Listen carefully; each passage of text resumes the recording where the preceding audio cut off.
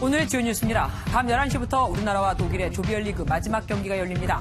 1%의 가능성에도 최선을 다하겠다는 태극 전사들을 위해 벌써부터 많은 시민들이 응원을 하고 있습니다. 여야가 한 달 가까이 개점 휴업 상태였던 국회 정상화 논의를 시작했습니다. 국회의장단 선출과 상위 배분 등을 놓고 치열한 기싸움이 예상됩니다.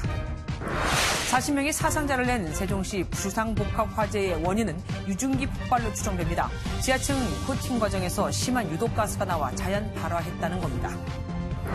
양승태 전 대법원장의 컴퓨터 하드디스크 삭제 시점을 놓고 논란이 커지고 있습니다. 재판거래 의혹 2차 조사 사흘 전에 훼손해버린 건데 법원은 통상적인 절차였다고 해명했지만 증거인멸 의혹까지 일고 있습니다. 이명박 정부 시절 정보경찰들이 정치에 관여하고 불법 사찰을 저지른 정황이 확인됐습니다. 이 전 대통령에게 보고된 걸로 추정되는 문건에는 좌파 세력 무력화 방안 등이 담긴 것으로 드러났습니다. 남부지방에 강풍을 동반한 폭우가 쏟아지면서 항공기가 결항하거나 가로수가 쓰러지는 등 피해가 잇따랐습니다. 장마전선은 이번 주 내내 한반도에 머물며 영향을 미칠 것으로 보입니다. 이제 3시간 남짓 남았죠. 러시아 월드컵 16강 진출을 둔 운명의 독일전. 전국 곳곳 거리 응원장에는 대한민국을 외칠 준비가 한창입니다. 밤을 잊은 붉은 응원전이 펼쳐질 서울 광화문으로 가보겠습니다. 강영호 기자, 응원 인파 어떻게 많이 모였네요. 네, 저는 잠시 뒤 붉은 물결로 뒤덮일 서울 광화문 광장에 나와 있습니다. 아직 경기 시작이 3시간 넘게 남았지만 벌써부터 붉은 티셔츠를 입은 시민들이 삼삼오오 모여들고 있습니다. 광장 중앙에 마련된 특설 무대 앞에는 일찍 돗자리를 펴고 자리를 잡은 시민들이 경기 시작을 긴장감 속에 기다리고 있습니다. 본격적인 응원에 앞서 가수들이 공연을 펼치며 흥을 돋우고 있는데요. 이곳 광화문 광장을 비롯해 서울시청 앞 광장, 강남 영동대로 등 서울과 전국 각지에서 승리의 염원을 담은 대규모 응원전이 펼쳐집니다. 경기가 11시부터 시작되니까 전국에서 울리는 대한민국 응원 함성은 말 그대로 1박 2일 동안 이어집니다. 16년 전인 2002년 뜨거웠던 승리의 함성. 그 열광의 도가니가 이곳 광화문 광장에서 다시 한번 펼쳐질지 결전의 시각은 째깍째깍 다가오고 있습니다. 뜨거운 응원의 열기가 러시아 카잔으로 이어져 우리 선수들이 힘을 받아 좋은 경기를 펼치기를 기원합니다. 지금까지 서울 광화문 광장에서 MBN 뉴스 강영호입니다. 문재인 대통령의 이번 주 대부분 일정이 취소됐습니다. 몸살 감기거든요. 오늘 열리기로 했던 규제혁신위원회도 전격 취소됐는데 이 일정은 건강과는 연관이 없다고 청와대가 선을 그었습니다. 김동연 경제부총리가 사실상 대책을 마련하는 자리였는데도 말이죠. 기강 잡기 차원일까요? 최종락 기자가 보도합니다. 문재인 대통령이 이번 주까지 일정을 취소하고 잠시 휴식에 들어갔습니다. 청와대 김의겸 대변인은 문 대통령이 러시아 방문 등 과도한 일정과 누적된 피로로 몸살 감기에 걸렸다고 밝혔습니다. 휴식은 청와대 주치의의 강력한 권고였다고 덧붙였습니다. 오늘은 정상적으로 출근해 내일부터 다시 일정을 소화할 수 있을 것으로 생각했지만 오후에 진료받은 뒤 결정했다고 설명했습니다. 하지만 청와대는 오늘 예정된 규제혁신위원회가 취소된 것은 대통령의 건강과 무관하다고 선을 그었습니다. 이낙연 국무총리가 준비가 미흡해서 국민 눈높이에 맞춰 보강할 필요가 있다고 대통령에게 연기를 요청했고 문 대통령은 이에 답답함을 표시하면서 성과를 반드시 만들어 보라고 지시했다는 겁니다. 이를 두고 청와대 경제분야 문책성 경질에 이어 개각을 앞두고 경제부처 기강잡기라는 해석도 나왔습니다. 문재인 대통령이 건강을 이유로 일정을 취소한 것은 이번이 처음으로 당분간은 관저에서 쉴 것으로 전해졌습니다. MBN 뉴스 최종락입니다. 청와대에서 난데없이 A4용지 논란이 불거졌습니다. 문재인 대통령이 정상회담 때 A4용지에 적힌 메모를 보고 발언하는 모습을 특정 언론이 문제 삼은 건데 청와대가 이례적으로 정면으로 반박했습니다. 송지영 기자입니다. 문 대통령이 푸틴 대통령과의 정상회담에서 A4용지 메모를 참고하며 모두 발언을 합니다. 나는 한국과 러시아가 한반도와 유라시아 대륙의 핵심적인 협력 파트너라고 생각하며 지난 2월 평창 동계올림픽 당시 특사로 온 펜스 미국 부통령, 그리고 한정 중국 정치국 상무위원과의 환담 때도 A4용지 메모를 참고해 발언했습니다. 이런 문 대통령 태도를 모 일간지에서 칼럼을 통해 비판했습니다.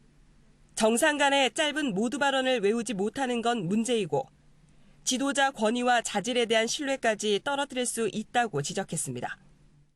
청와대는 이례적으로 정면 반박했습니다.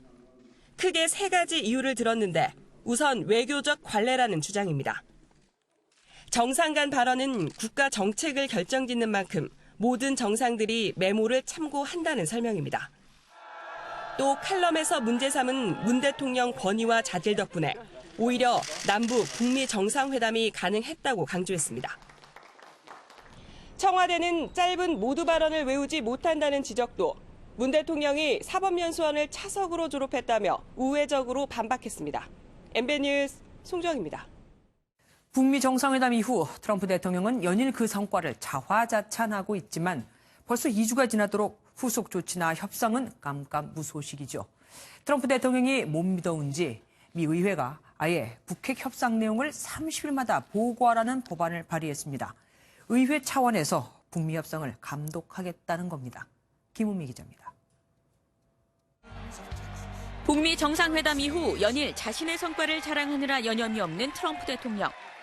We have a good chemistry, and they took down signs, anti-United States signs all over North Korea. They're down.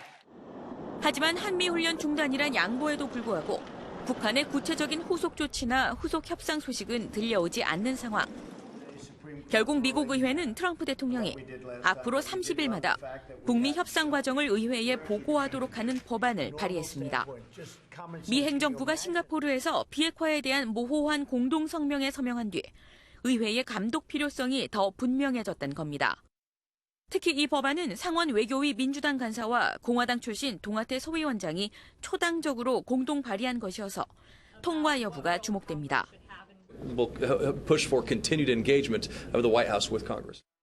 AP통신은 변덕스런 트럼프 대통령이 외교 약속을 지키지 않은 전력을 가진 북한을 어떻게 다룰지에 대한 여야 정치권의 우려가 반영됐다고 분석했습니다. MBN 뉴스 김문미입니다. 한반도 비핵화 성공을 위해 세계 석학들이 제주도에 모였습니다. 특히 북한 비핵화의 긍정론과 부정론으로 늘 엇갈렸던 문정인 대통령 특보와 조셉 윤 전 미 국무부 대북정책 특별대표가 한자리에 모였는데요. 북한의 비핵화 가능성을 어떻게 바라봤을까요? 연장현 기자가 다녀왔습니다. 한반도 비핵화 로드맵의 진행 상황을 10점 만점으로 매겨달라는 사회자의 질문. 문정인 특보와 조셉 윤의 답변은 크게 엇갈립니다. 문 특보가 후하게 9점을 준 반면 조셉 윤은 냉정한 평가를 내렸습니다.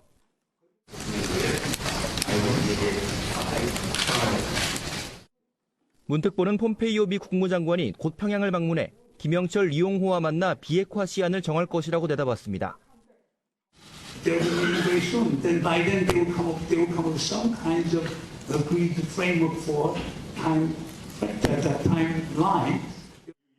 조셉 윤은 CVID나 완전한 비핵화 등 용어가 중요한 것이 아니라 비핵화 의지를 북측이 먼저 보여줘야 한다고 말했습니다. full listing of nuclear sites, plutonium, uranium, as well as how much fissile material they have. 하지만 두 사람은 공통적으로 북측이 더는 말이 아닌 행동을 보여주기 시작해야 한다고 입을 모았습니다. 세계 석학들이 한반도 평화와 번영을 위해 지혜를 모으는 제주 포럼은 내일까지 계속될 예정입니다. MBN 뉴스 연장현입니다. 브룩스 한미연합사령관이 북한을 불필요하게 자극하거나 도발하는 연합훈련은 중단하겠다고 밝혔습니다. 다만 평화가 완전히 정착되기 전까지 주한미군은 계속 주둔해야 한다고 강조했습니다. 김근희 기자입니다. 빈센트 브룩스 한미연합사령관은 최근 한미연합훈련 중단에 대해 모든 연습이나 훈련이 중단되는 건 아니라고 밝혔습니다. 다만 신뢰를 만드는 중요한 시기에 북한에 불필요하게 자극적이거나 도발적인 연습과 훈련을 중단하는 것이라고 설명했습니다. 과거보다 소규모로 훈련하거나 도발적이지 않은 훈련은 계속할 수 있다는 겁니다. 북한을 의심하는 것을 이해한다면서도 북한이 변하면 우리도 변한다는 믿음을 줘야 한다고 강조했습니다. And what has happened in the past is not necessarily the prologue for what will happen in the future. We must move forward now, making the history, not relying on it. 하지만 주한미군 철수와 관련해서는 아직 평화가 완전히 정착되지 않은 만큼 계속 주둔해야 한다고 말했습니다. 칼을 칼집에 넣어놓더라도 칼을 쓰는 법은 잊지 않아야 한다며 준비 태세를 갖춰야 한다고 강조했습니다. President Trump's words that we are with you 100%. In fact, we were thinking about making that a new motto. 100% 함께 was going to be our new motto. MBN 뉴스 김근희입니다. 개점 휴업 상태를 이어오던 국회가 드디어 하반기 원구성 협상을 시작했습니다. 국회의장단 선출과 핵심 상임위원장 자리 등을 놓고 치열한 기싸움을 이미 예고했습니다. 전정희 기자입니다. 여야 4개 교섭단체 대표가 한 달 만에 한자리에 모였습니다. 하반기 원구성 협상을 위한 첫 회동이었지만 서로의 입장만을 확인한 채 50분 만에 끝났습니다. 상견례 성격이 있었고요. 많은 국민들이 조속한 정상화를 바라고 있기 때문에 우리가 신뢰를 갖고 빠른 시일 내에 원구성 협상을 마무리하자. 당장 내일부터 원내 수석 부대표 간 실무 협상을 진행하기로 했지만 각 당의 입장차가 커 상당한 진통을 예고했습니다. 우선 민주당은 관례대로 국회의장과 국회운영위원장을 확보하고 법사위원장까지도 가져오겠다는 입장이지만 한국당은 견제를 위해 민주당의 통큰 양보가 필요하다고 강조했습니다. 일방통행식 국정 운영과 또 독단과 전횡을 막기 위해서라도 이번 후반기 원구성은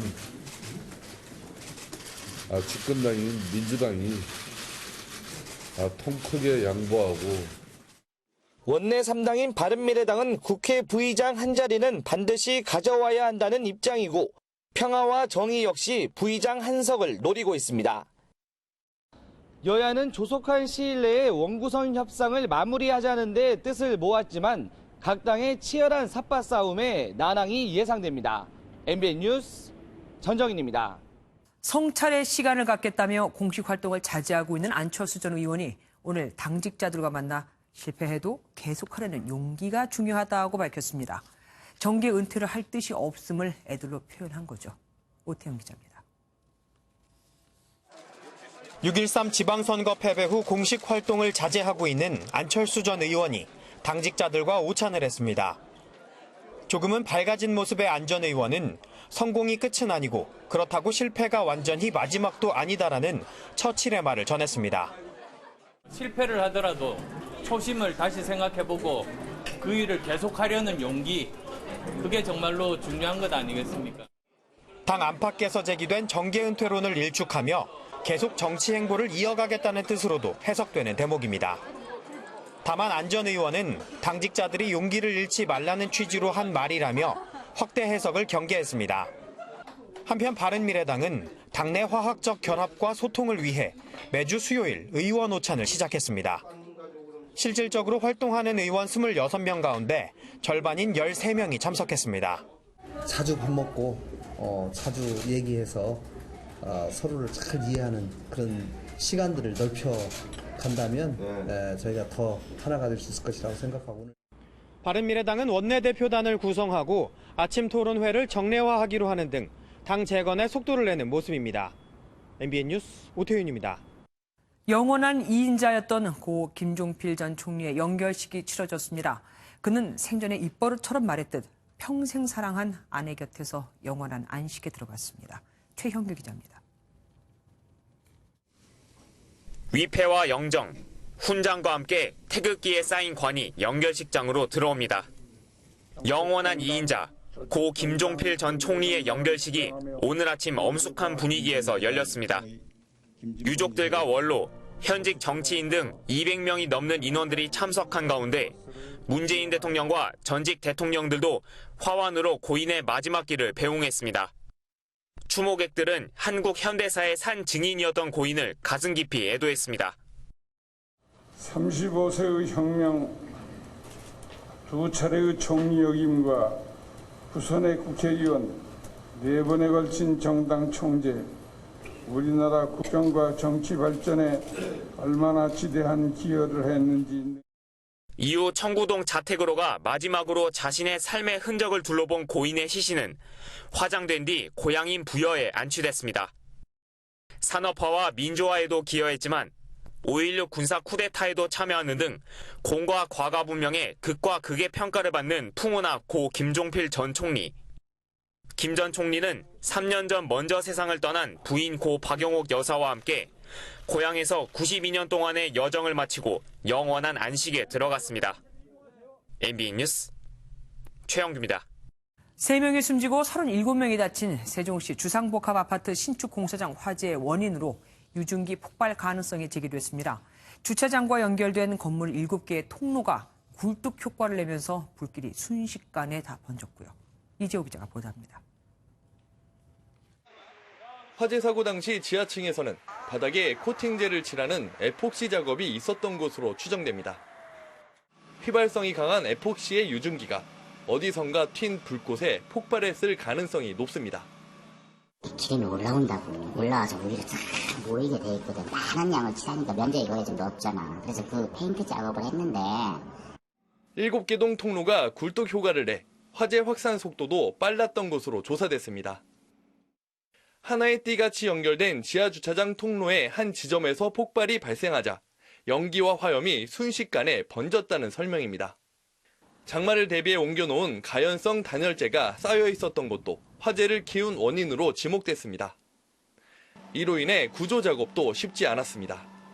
짙은 노면으로 시야가 확보되지 않은 관계로 우리 소방관 1명이 추락해서 부상당하는 사고가 있었습니다.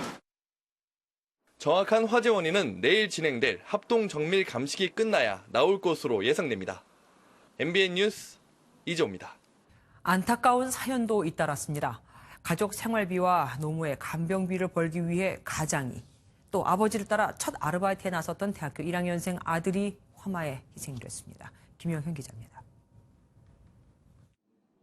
세종 아파트 신축 공사장 화재로 참변을 당한 50대 정모 씨.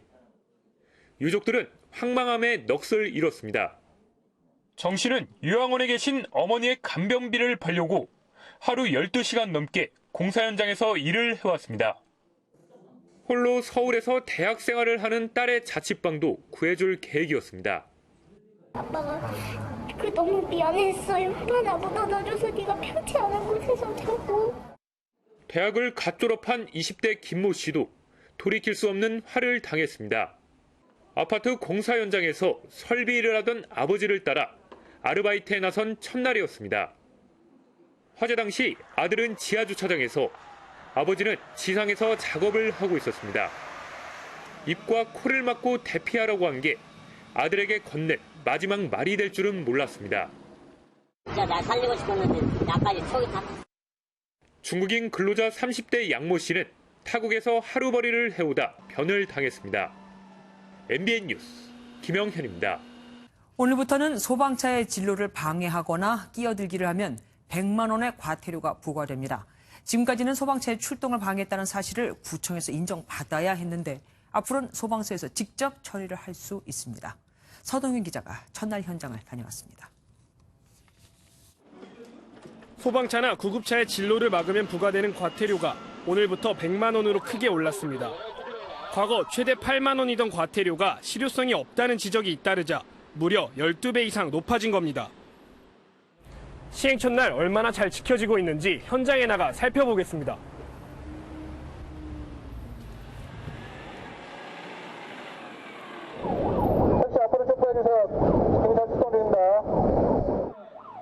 사이렌이 울리고 무전을 통해 경고하자 택시가 옆으로 길을 터줍니다. 하지만 꿈쩍하지 않다가 마지못해 비켜주는 버스나 다른 곳의 트럭처럼 여전히 소방차를 막아서는 경우도 쉽게 눈에 띄입니다. 1차 무전과 사이렌을 듣고도 길을 터주지 않으면 인상된 과태료 부과 대상이 됩니다. 출동대원의 1차 판단에 의해 적발되면 소방서의 최종 판단을 통해 과태료 부과 여부가 결정됩니다. 진로 방해나 불법 주정차는 화재 현장 초기 도착 시간을 늦추는 장애 요인이므로 소방 차량 진로 양보는 필수 요소라고 할 수 있습니다.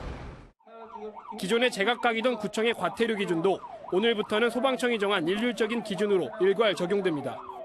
MBN 뉴스 서동윤입니다. 재판거래 의혹을 수사 중인 검찰은 대법원이 준 410개 파일만 갖고는 제대로 된 수사가 어렵다는 입장입니다. 당연하겠죠. 의혹의 당사자가 골라준 파일만 봐야 하니까요.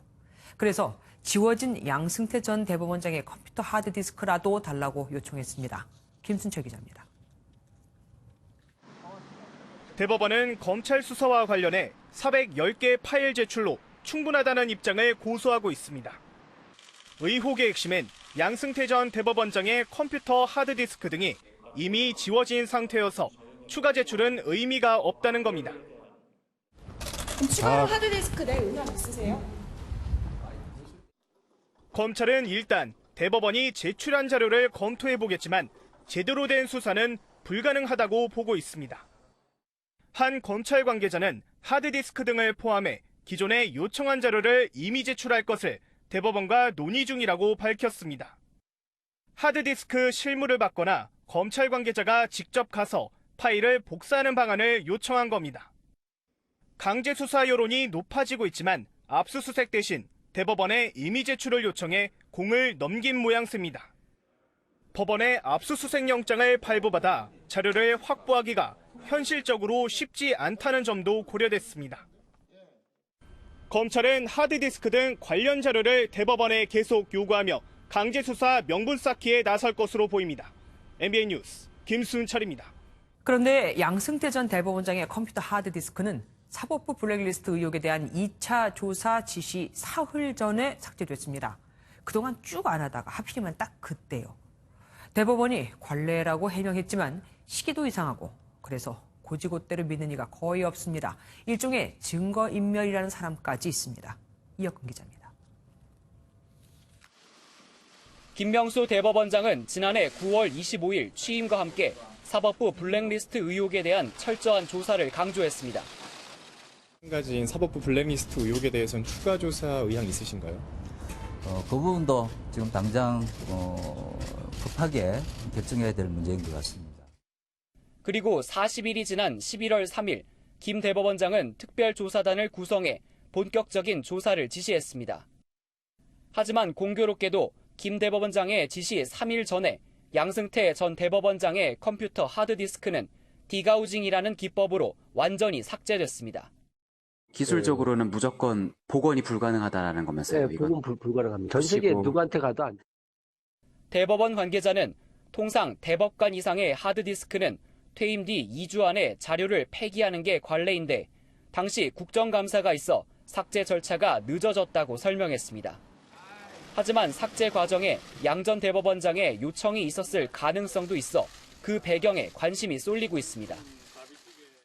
조사를 코앞에 두고 핵심 자료가 삭제된 것으로 드러나면서 증거인멸을 의심하는 목소리도 나와 논란은 더 커질 것으로 보입니다. MBN 뉴스 이혁근입니다. 드루킹 댓글 조작 사건을 규명하기 위한 특검이 공식 출범했습니다. 이들 수사의 가장 큰 관심은 경찰이 제대로 조사를 안 했다는 의혹을 받고 있는 김경수 경남도지사 당선자와 송인배 청와대 비서관을 과연 언제 불러다 조사할까 하는 걸 겁니다. 송기준 기자입니다. 드루킹 댓글 조작 사건을 규명하기 위한 특검팀이 현판식 없이 곧바로 수사에 착수했습니다. 허익범 특검은 수사 핵심인 현역 실세 정치인에 대한 조사를 의식하듯 야당에서 지적한 송인배 정무비서관의 인사와 관련해 전혀 개의치 않는다고 밝혔습니다. 야당이 어떻게 평가하는지는 저는 전혀 개의할 건 아니고요. 그리고 그런 인사에 대해서 저희가 어떤 영향을 받을 사항은 아닙니다. 송 비서관은 드루킹 김동원 씨에게 간담회 사례비로 200만 원을 받거나 김경수 경남도지사 당선인을 이어줬다는 의혹을 받고 있습니다. 특검 측은 김 당선인이 연루된 샌다이 총영사 의혹과 관련해 공소시효가 끝나도 진상규명은 하겠다는 뜻을 강조했습니다. 또 확대 해석은 경계했지만 그간의 준비 기간에 유의미한 자료를 찾았다고 말해 수사가 잘 풀릴 가능성을 언급하기도 했습니다. 드루킹 측도 특검 조사에서 모든 의혹에 대해 있는 그대로 말하겠다며 협조 의사를 밝혔습니다. 특검팀은 80여 명의 수사 인력을 토대로 최장 90일간 드루킹의 댓글 조작 의혹을 파헤칠 예정입니다. MBN 뉴스 송기준입니다. 이명박 정부 시절 경찰이 정치에 개입한 정황이 드러났습니다. 경찰청 진상조사팀은 당시 청와대에 보고된 것으로 추정된 400여 건의 문건 중 60여 건을 정보 경찰이 작성했다고 보고 있습니다. 어디까지나 불법인 거죠. 길기범 기자입니다.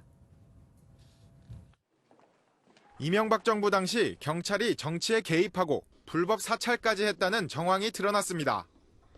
지난 1월 검찰은 이명박 전 대통령 소유의 서초동 영포빌딩을 압수수색하면서 경찰이 작성한 것으로 의심되는 서류를 발견했습니다.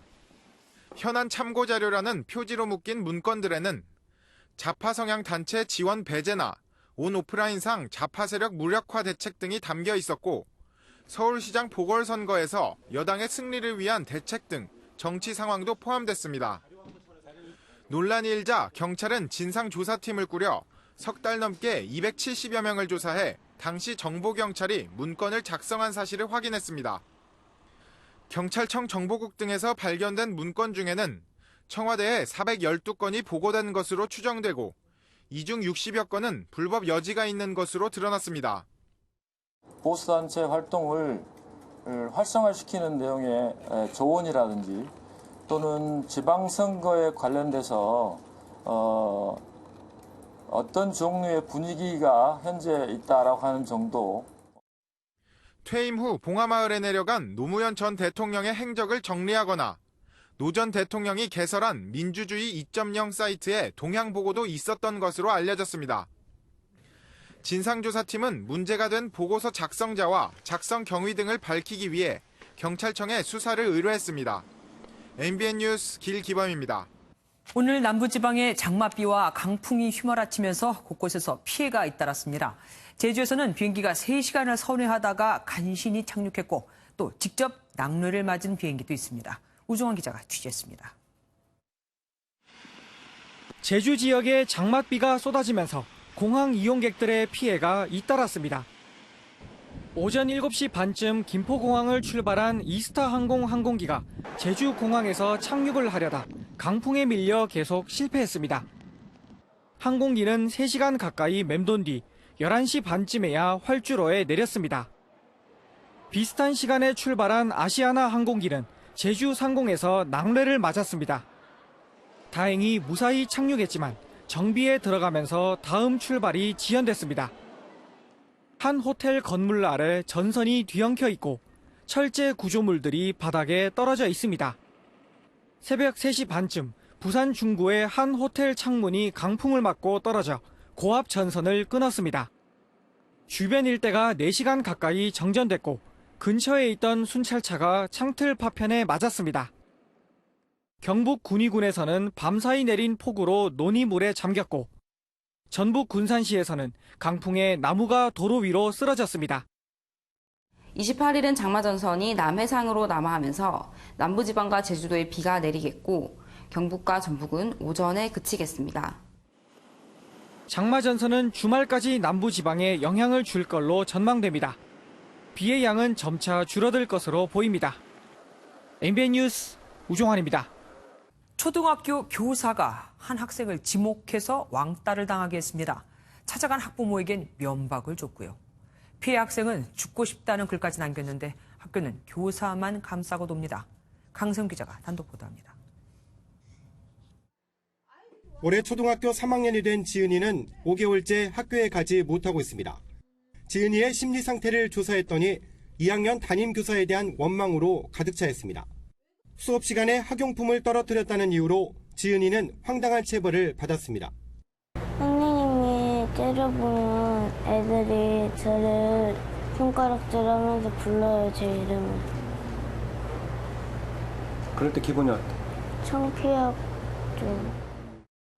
해당 교사는 같은 반 학생들에게 지은이와 말을 걸지 말라고도 지시했습니다. 선생님, 너한테 뭐라 했어? 근데 하나 말이 없었어, 그때. 그때 왜 그랬어? 선생님 때문에. 선생님이 왜? 나 밑에서 말하면 막 싫었어. 지은이 부모는 여러 번 학교를 찾아갔지만 교사에게 면박만 당했다고 말합니다. 제가 앞문으로 찾아뵀다고 선생님이 A가 없다고, 도대체 왜 이렇게 A가 없냐고 A를 갖추고 뒷문으로 오라고 그렇게 화를 내셨어요. 학교 측은 해당 교사가 훈육한 것일 뿐 왕따는 없었다며 교사를 감싸고 돕니다. 심지어 부모가 아이를 학교에 보내지 않고 있다며 동사무소에 아동학대 신고까지 했습니다. 불안한 건 아니지만 그렇게까지 말씀하셨을까? 해당 교사는 문제가 불거지자 병가를 내고 학교에 나오지 않고 있습니다. MBN 뉴스 강세훈입니다. 지적 장애가 있는 50대를 8년 동안 돈 한 푼 주지 않고 일을 시킨 손주가 구속됐습니다. 손주는 임금을 안 준 것도 모자라 피해자 이름으로 수억 원의 대출까지 받아 챙겼습니다. 강진우 기자입니다. 경남 거제의 한 은행에 통과로 선 선주 김모 씨와 선원 이모 씨가 들어옵니다. 지적 장애를 앓고 있는 이 씨는 선주가 시키는 대로 대출 서류를 작성합니다. 김 씨는 피해자 명의로 이 배를 사들인 뒤 4억 원이나 대출을 받았습니다. 김 씨의 악행은 여기서 끝이 아니었습니다. 통발어선에 태워 8년간 일을 시키면서 월급을 한 푼도 주지 않았습니다. 최저임금으로 따져도 1억 원이 넘습니다. 안 준다. 가자 사람부터 돈 좀 주고. 욕설과 폭행은 말할 것도 없고 많이 맞았지야. 오는 닭 때리고 자는 닭 때리고. 심지어 피해자의 집에 선주 아들 명의로 근저당을 걸어놨습니다. 많이는 술로 먹고 도장을 찍어두고 팔아먹을 수도 있는 것도 있고 이래서 오히려 아들한테 해놓았다가 나중에 돌려주는 게 좋겠다 싶어서 그렇게 해놨어요. 통영해경은 폭행과 사기 혐의로 김 씨를 구속했습니다. MBN 뉴스 강진우입니다. 숫자로 보는 오늘의 뉴스입니다. 이공계 인재들이 몰리는 카이스트. 이곳에선 2학년에 올라갈 때 원하는 학과를 선택합니다. 그런데 이번 학기 대상자 중에 원자력 관련 학과를 선택한 학생이 단 한 명도 없었다는 걸 아십니까?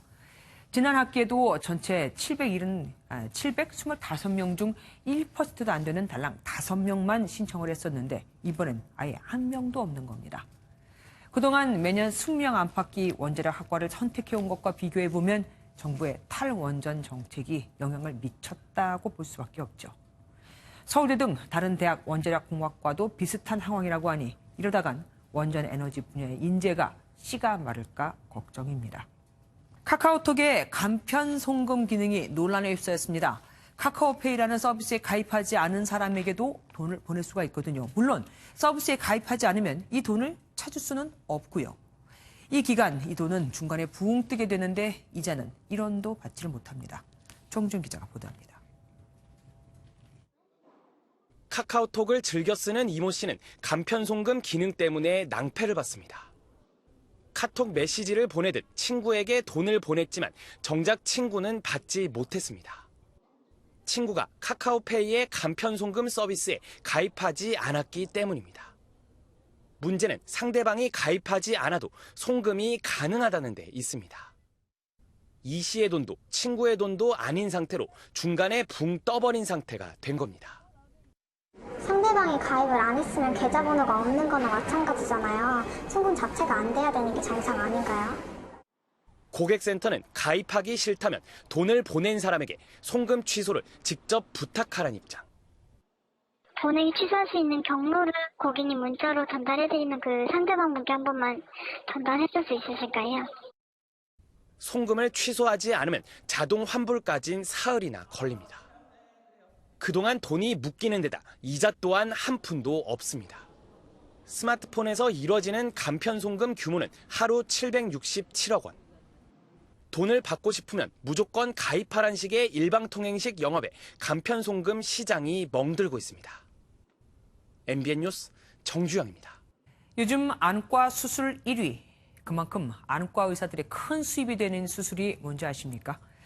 노안이나 백내장 치료에 효과가 있다고 알려진 노안 수술인데 수술을 해서는 안 되는 사람들에게까지 이 수술을 권해 문제가 커지고 있습니다. 시력이 좋아지긴커녕 시력을 잃는 사람도 있거든요. 조경진 기자가 보도합니다. A씨는 2년 전 노안 수술을 받았습니다. 수술 전 교정 시력은 0.9 정도. 그런데 수술이 오히려 화가 됐습니다. 왼쪽은 시력을 잃었고 오른쪽은 거의 보이지 않게 됐습니다.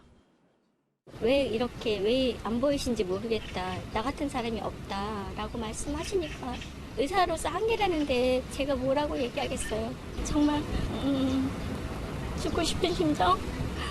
내가 앞으로도 더 많이 살아야 되는데. 노안 수술은 혼탁해진 수정체를 빼내고 인공렌즈를 삽입하는 방식입니다. 백내장 수술에다가 더 인공지능 삽입해서 시력 교정까지 하는 거예요. 백내장 노안 수술. 환자의 눈 상태를 개의치 않고 수술하는 경우도 있습니다. 이재춘 씨는 단초점 렌즈 수술을 받아야 하는 환자였습니다. 망막에 굴곡이 있어가지고 단초점 렌즈를 안 맞으니까 단초점을 바꿔야 된다. 그래야 잘 본다. 결국 이 씨는 시력이 더 나빠지고 말았습니다. 일부 병원에서는 한쪽에 400만 원까지 하는 다초점 렌즈를 권합니다. 다초점 렌즈는 비급여 항목이어서 병원으로선 이른바 돈이 되는 수술입니다. 거기 실장님하고 상담할 때 보험으로 다 처리되니까 부담 갖지 말고 하라. 서류는 완벽하게 해주니까 걱정하지 마라. 노안 수술로 둔갑한 일부 병원의 백내장 수술이 환자들을 암흑으로 내몰고 있습니다. MBN 뉴스 조경진입니다. 수거된 라돈 침대는 어디로 가야 할까요? 폐기를 위해 당진항에 쌓아뒀던 매트리스를 대진 침대 측이 본사가 있는 천안으로 옮기려고 하자 이번엔 천안 지역 주민들이 거세게 반발하고 나섰습니다. 민지숙 기자입니다. 주민들이 천막 아래서 오가는 차량을 감시합니다. 한창 농사일에 바쁜 시기지만 순번을 정해 3일째 자리를 지키고 있습니다. 충남 당진항에 쌓여있던 매트리스가 대진 침대 본사가 있는 천안으로 옮겨진다는 소식에 주민들이 반대 농성에 나선 겁니다. 어제 그저께 저희들 들어오니까 엄청 하더라고요. 선풍기 틀어놓고 저희들이 와서 못하게 하고. 매트리스를 실어 나르던 트럭은 도로에 그대로 멈춰섰고 내부에서 진행되던 폐기 작업은 중단된 상태입니다. 주민들은 천안으로 이동을 결정한 원자력 안전위원회의 방침에 분통을 터뜨립니다.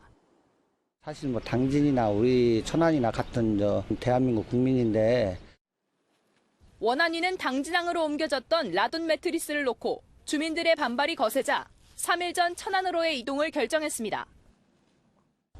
제 뒤로 18,000여 개의 매트리스가 쌓여 있습니다. 예정대로라면 어제 대진 침대 본사로 이동해야 했지만 아직까지 그대로 남아 있습니다. 원안위는 방사능 수치가 낮아 안전에 문제가 없다는 입장만 반복하고 있습니다. 저희 측정 인구만 받았어요. 측정하러 왔어요. 정부의 밀어붙이기식 대응 때문에 라돈 매트리스가 해체 장소를 찾지 못한 채 주민들만 피해를 입고 있습니다. MBN 뉴스 민지숙입니다. 국내 연구진이 원숭이에게 돼지의 각막을 이식해 1년 넘게 정상을 유지하는 데 성공했습니다. 세계 최초인데 각막 손상으로 시력을 잃은 이들에게 희소식입니다. 신동규 기자입니다. 의료진이 조심스레 각막을 손질한 뒤 원숭이의 눈에 이식합니다. 면역 반응이 없도록 유전자를 제어한 돼지의 각막을 원숭이와 같이 종이 다른 동물에게 이식해도 문제가 없는지 실험한 겁니다. 결과는 성공적으로 지난해 5월 각막을 이식받은 원숭이의 시력은 1년 넘게 지난 지금도 정상 기능을 유지하고 있습니다. 강한 면역 억제제를 투여하지 않고 1년간 각막 이식 기능을 유지하는 세계적으로 유례가 없는 사례이며 WHO에선 동물의 장기를 사람에게 이식하는 시험을 하기 전에 동물 실험 단계에서 8마리에게 이식하고 이 가운데 5마리가 최소 6개월, 한 마리는 12개월간 정상 기능을 유지해야 한다고 권고합니다. 이 가운데 가장 어렵다고 평가받는 12개월 정상 기능 유지에 성공한 만큼 각막 이식을 인체에 적용할 날도 한층 가까워졌습니다. 더 심하지 않은 면역식 치료로 각막이 유지되었다는 것은 향후 임상적으로 적용하는데 많은 걸림돌을 제거했다고 봐야 합니다. 평균적으로 6년을 넘게 기다리는 안구 이식 대기자 2천여 명에게도 희소식이 될 걸로 보입니다. MBN 뉴스 신웅입니다. 이미경 CJ그룹 부회장의 사퇴를 강요한 혐의를 받는 조원동 전 청와대 경제수석에 대해 검찰이 항소심에서도 징역 3년의 실형을 구형했습니다. 앞서 1심 재판부는 범행이 미수에 그쳤다며 징역 1년에 집행유예 2년을 선고했지만 이에 항소한 검찰은 비민주화 시절에도 유례를 찾기 어려운 공권력 남용이라며 비판했습니다. 오후 들어 대부분 지방의 비는 소강 상태에 들었습니다. 장마 전선은 저녁부터 다시 활성화되면서 밤사이 남부지방에 많은 비를 뿌리겠는데요. 비는 저녁에 전남과 경남, 제주에서 내리기 시작해 밤사이에는 그 밖에 전북과 경북 지역으로 확대되겠습니다. 예상되는 비의 양은 전남과 경남, 제주에는 50에서 100mm지만 특히 남해안과 지리산 부근에는 150mm 이상의 비가 쏟아지겠고요. 전북과 경북 지역에서도 10에서 50mm가량입니다. 따라서 오늘 늦은 밤 대한민국과 독일의 월드컵 경기를 응원하실 계획이라면 중부지방에 계신 분들은 날씨로 인한 불편함은 없겠지만 남부지방에 계신 분들은 우산을 챙기셔야겠습니다. 밤부터 남부지방에서는 다시 장대비가 쏟아지겠습니다. 시간당 30mm 이상의 강한 빗줄기가 우려됩니다. 내일 중부 내륙에서는 맑은 날씨가 예상되지만 소나기 오는 곳이 있을 것으로 보여 작은 우산은 하나 챙기시는 게 좋겠습니다. 내일 서울의 한낮 기온은 28도, 춘천은 30도까지 오르겠습니다. 전북과 경북 지역 내일 아침에 비가 대부분 그치겠습니다. 당분간 해안을 따라서는 바람이 강하게 불겠고 해상에서는 안개도 매우 짙게 낄 것으로 보입니다. 휴일에는 전국에 다시 장맛비가 내릴 전망입니다. 날씨였습니다. 뉴스팔이 선정한 이한장의 사진입니다. 2년 전 홍준표 당시 도지사가 경남도의 빚을 모두 갚은 것을 기념해 심은 이른바 채무제로나무가 결국은 철거됐습니다. 계속 말라 죽어 세 번째로 40년생 주목을 갖다 심었지만 이 역시 또 시들었거든요. 다만 홍준표라고 새겨진 표지석은 당분간 그대로 둘 모양입니다. 그저 나무가 시들어 철거한 것뿐인데 사람들은 홍 전 대표의 처지를 빗대 이런저런 댓글을 달고 있습니다. 오늘 안장된 JP도 그렇고 기념식수도 그렇고 정치는 사람들과 역사의 평가에서 자유로울 수 없나 봅니다. 뉴스파 여기서 마치겠습니다. 함께해 주신 여러분 고맙습니다.